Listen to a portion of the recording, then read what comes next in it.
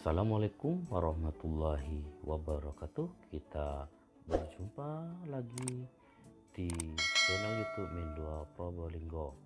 Ayo kita belajar kembali tema 1, subtema 3, pembelajaran 4, PPKN, pengambilan keputusan bersama, kelas 5.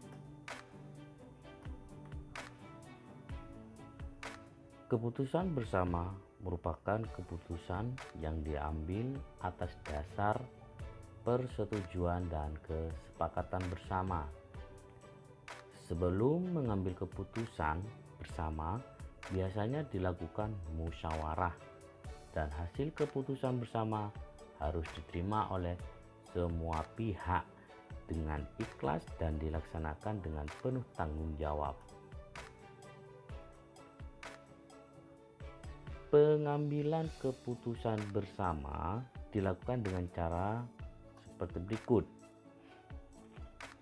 Yang pertama, percaya pada keputusan orang lebih tua.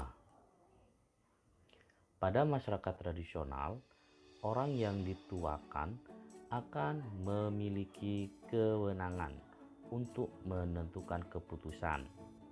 Cara pengambilan keputusan seperti itu tidak sesuai dengan perkembangan zaman dan sudah banyak ditinggalkan.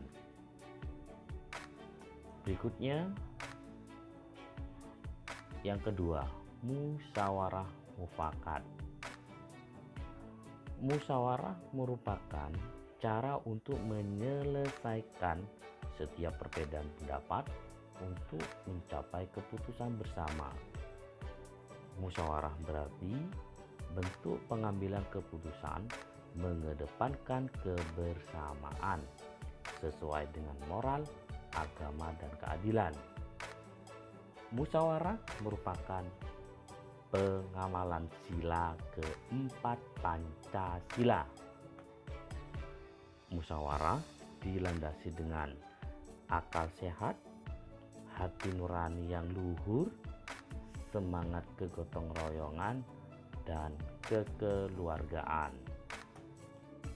Perhatikan gambar, ada beberapa orang yang membentuk kelompok lingkaran kecil yang sedang melakukan musyawarah demi mencapai keputusan bersama.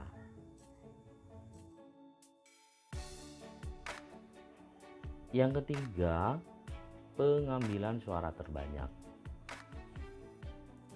Jika dengan cara musyawarah tidak mendapatkan keputusan yang bulat, keputusan bisa diambil dengan jalan mengadakan pemungutan suara terbanyak atau voting. Dalam voting, suara mayoritas akan menjadi pemenang atau penentu hasil keputusan. Apa itu suara mayoritas? Suara mayoritas adalah suara yang paling banyak dipilih anggota. Voting juga dilakukan untuk mengambil keputusan yang tidak dapat dimusyawarahkan. Misalkan, dalam pemilihan presiden dan wakil presiden. Dalam pemilihan presiden dan wakil presiden tidak mungkin dilakukan musyawarah bersama seluruh rakyat Indonesia. Maka dari itu dilakukan voting atau pengambilan keputusan bersama melalui pemilihan umum. Di sini ada contoh voting, tapi voting yang ada di lingkungan kelas atau sekolah, yaitu pemilihan ketua kelas. Jadi diambil suara yang terbanyak. Siapa yang memiliki suara terbanyak, maka dialah yang menjadi sebagai ketua kelas terpilih. Gambar contoh yang kedua itu adalah suatu pemungutan suara atau dikatakan pencoblosan atau pemilihan untuk memilih presiden dan wakil presiden, begitu juga seperti DPR atau gubernur.